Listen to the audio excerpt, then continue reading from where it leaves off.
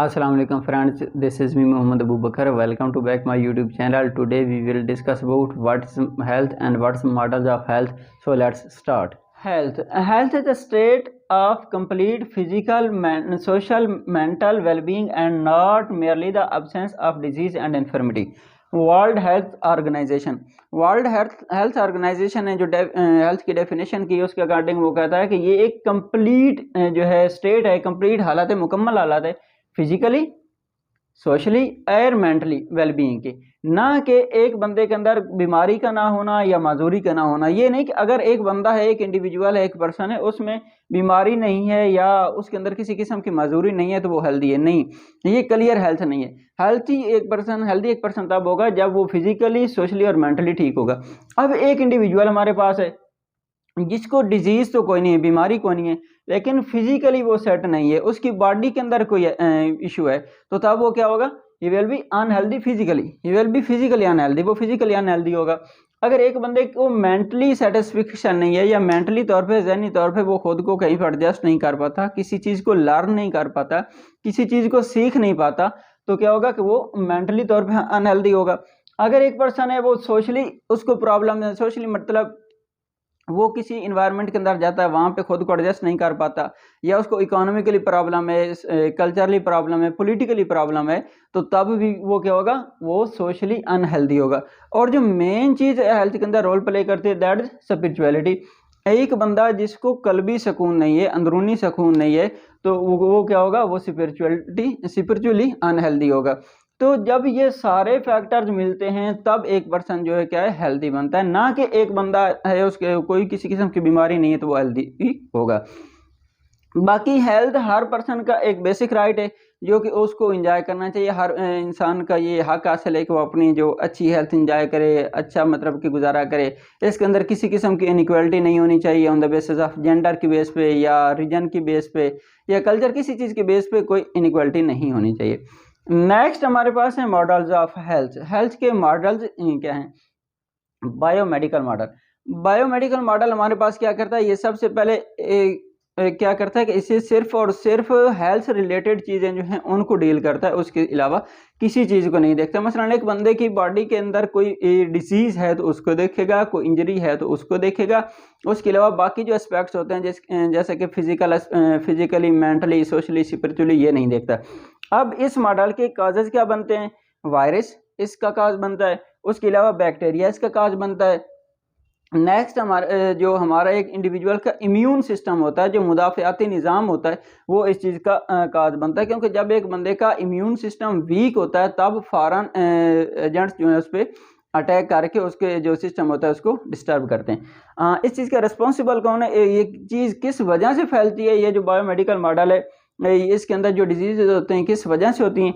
तो वो external agents की वजह से होती हैं। यानी कि बैरूनी, सपोज दैट एक बंदा रूम में बैठा है तो उसके नाक में बाहर से कोई पार्टिकल आके नाक के जरिए अंदर चला गया, तो वो जो पार्टिकल उसके अंदर गया हो मे बी कि उसकी वजह से उसको फ्लू हो गया हो, या कोई इन्फ्लुएंजा या कोई ऐसी कोई ऐसी डिजीज़ है जो एक से दूसरे को लग जाती है, तो वो क्या होगा कि जब एक बंदे को मतलब वो कोई चीज़ सिम्टम मिलेंगे तो वो दूसरे को लग जाएंगे। तो ये क्या होता है कि ये जो एक्सटर्नल एजेंट्स होते हैं ये इसके जिम्मेदार होते हैं। एक्सटर्नल एजेंट्स की वजह से ये जो डिजीज़ है मतलब जो एक्सटर्नल एजेंट्स की वजह से डिजीज़ होती हैं, बायोमेडिकल सिर्फ उनको डिस्कस करता है।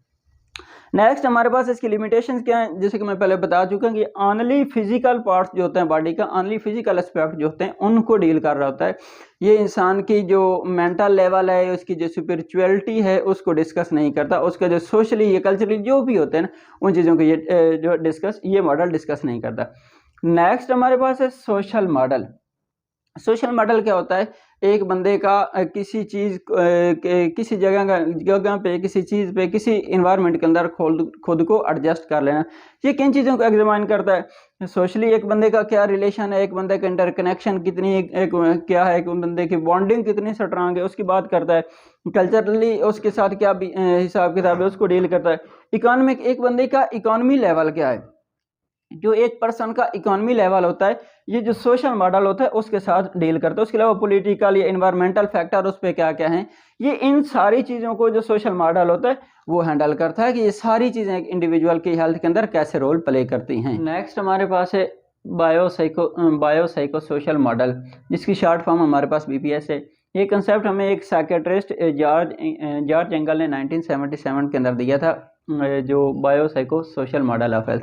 अब इसकी मल्टीपल डायमेंशंस हैं। जॉर्ज एंगल इस मॉडल के अंदर मुख्तलिफ जो चीज़ें हैं हेल्थ से रिलेटेड उनको डील करता है। सबसे पहले हम बात कर लेते हैं कि बायोलॉजिकली या बायो के हिसाब से जॉर्ज एंगल इस चीज़ को कैसे देखता है। तो वो कहता है कि बायोलॉजिकली ये मॉडल जो है एक बंदे की इलनेस के साथ डील कर लेता है कि एक बंदे की बीमारी कैसी है, कब उससे स्टार्ट हुई, कब एंड हो रही, मतलब उसकी बीमारी को डिस्कस करता है। उसका जेंडर क्या है, उसकी जेंडर को देखता है। नेक्स्ट उसकी एज को देखता है कि एक बंदे की एज क्या है जब उसको डिजीज़ लग रही है।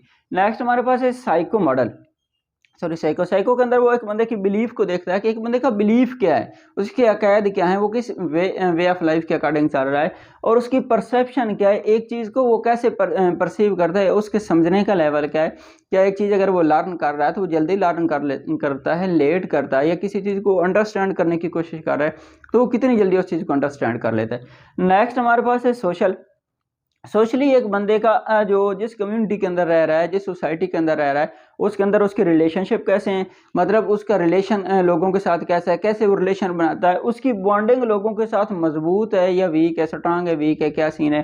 नेक्स्ट उसकी इकोनॉमिक कंडीशन क्या है, जिस सोसाइटी के अंदर रह रहा है, जहाँ पे भी रह रहा है उसकी इकोनॉमिक कंडीशन क्या है, पॉलिटिकली वो कैसा है, इन्वायरमेंटल फैक्टर जो है उनके अकॉर्डिंग वो कैसा है। तो ये मॉडल जो है एक इंडिविजुअल को बायोलॉजिकली, साइकोलॉजिकली और सोशली इन तीनों वे से उस एक इंडिविजुअल की हेल्थ को देखता है। नेक्स्ट हमारे पास है सैलुटोजेनिक मॉडल। सैलुटोजेनिक मॉडल जो है एरोन एंटोवेस्की ने जो कि 1923 के अंदर पैदा हुए थे, 1994 के अंदर उनकी डेथ हुई थी, उन्होंने इस मॉडल को जो है कॉइन किया, इस टर्म को कॉइन किया सैलुटोजेनिक को। बेसिकली ये टर्म हमारे पास दो वर्ड्स का कम्बिनेशन है। पहला हमारे पास लैटिन वर्ड सोलस है जिसका मतलब है हेल्थ है, सोलस का क्या मतलब है, हेल्थ। नेक्स्ट हमारे पास ग्रीक वर्ड जेनोसिस है जिसका मतलब ओरिजिन, यानी हेल्थ की ओरिजिन। तो इस मॉडल के अंदर एरोन ने कहा क्या था, he focus the factor that support to health wellbeing not disease. Aaron ने उन फैक्टर्स के ऊपर फोकस किया था जो कि हेल्थ की बात करते हैं, एक इंडिविजुअल की हेल्थ कैसे, ना कि उस डिजीजेज की बात करते हैं, ना कि इलनेस की बात करते हैं कि इलनेस क्या है, डिजीजेज क्या है, उनकी बात नहीं करते, सिर्फ और सिर्फ जो हेल्थ है उसकी बात करते हैं। उसके बाद he was concerned with the relationship between the health stress and coping, और इसको सिर्फ और सिर्फ किस चीज़ से कंसर्न था, इसने एक सेज का जो है उसके रिलेशनशिप की बात की थी कि उसके अंदर स्ट्रेस कितना है, उसके अंदर कोपिंग कितना है हेल्थ के बारे में, इसने सिर्फ यही कुछ कहा था। नेक्स्ट इसने ये कहा था कि rejected the traditional model of health, जो इससे पहले हेल्थ का ट्रेडिशनल मॉडल था इसने उन सबको रिजेक्ट किया। हमारे पास जो है वो इकोसिस्टम मॉडल है। इकोसिस्टम मॉडल इंसान जो है वो एक ऐसे माहौल के अंदर रह रहा है कि जो with the passage of time change हो रहा है, ठीक हो गया। ये सारी सोसाइटी जिसके अंदर इंसान रह रहा है उसके अंदर आहिस्ता आहिस्ता चेंजिंग आ रही है। तो इस चेंजिंग की वजह से, इस चेंजिंग के बिहाइंड जो फैक्टर्स हैं वो क्या क्या हैं। सबसे पहले हमारे पास उसके अंदर ह्यूमन एक्टिविटीज़ आ जाती हैं, एक जो इंडिविजुअल की एक्टिविटीज़ हैं ये इस चीज़ को पे बहुत ज़्यादा इम्पैक्ट डालती हैं। मसलन ह्यूमन एक्टिविटीज़, इंसान केमिकल्स का यूज़ करते हैं, वो पोल्यूशन का काज बन रहा है। इसके अलावा इंसान जो है इंडस्ट्रीज लगा रहा है, तो ये चीज़ें सारी चीज़ें जो है ये क्या करते हैं, इकोसिस्टम को डिस्टर्ब कर रहे हैं। नेक्स्ट हमारे पास क्लाइमेट चेंज। क्लाइमेट चेंज जो है, जब आबो हवा चेंज होती है किसी भी इलाके की तो वहाँ पे भी जो है हेल्थ पे इफेक्ट पड़ता है। और अर्बनाइजेशन अब जहाँ पे शहर कायम होते हैं, अर्बनाइजेशन होते हैं, तो वहाँ पे पहले जो दरख्त होते हैं, जंगलात होते हैं वो काट दिया जाता है, सब्ज़ा वहाँ पे ख़त्म कर दिया जाता है। तो ये जो है अर्बनाइजेशन भी एक फैक्टर है इकोसिस्टम को डिस्टर्ब करने का, और जब इकोसिस्टम डिस्टर्ब होता है तो तब ह्यूमन बीइंग की हेल्थ डिस्टर्ब होती है। नेक्स्ट इसके जब ये सारे फैक्टर जो हैं लागू हो जाते हैं तो उसके बाद इसके रिजल्ट्स क्या आते हैं जो कि एक ह्यूमन बीइंग को फिर बाद में बर्दाश्त करना पड़ते हैं, झेलने पड़ते हैं। सबसे पहली बात तो ये कि हार्मफुल होता है इंसान के डोमेस्टिक के लिए, घरेलू चीज़ों के लिए, मतलब ये हार्मफुल साबित होता है। फिर उसके बाद जो एनिमल्स होते हैं उसके लिए परेशानी का बास बनता है, चारा कम मिलता है वगैरह वगैरह। और फॉरेस्ट जंगलात जो हैं वो काट लिए जाते हैं, समुद्रों के अंदर आलूदगी चली जाती है, ओवरऑल इन्वायरमेंट जो होता है उसको डिस्टर्ब कर रहा होता है। तो इसके भी वजह से जो मेन चीज़ अकर होती है ना, वो एक जो फूड चेन होती है ना वो डिस्टर्ब। आई होप सो कि आपको आज के लेक्चर पसंद आया होगा। Please do like, comment and subscribe my channel. Thank you.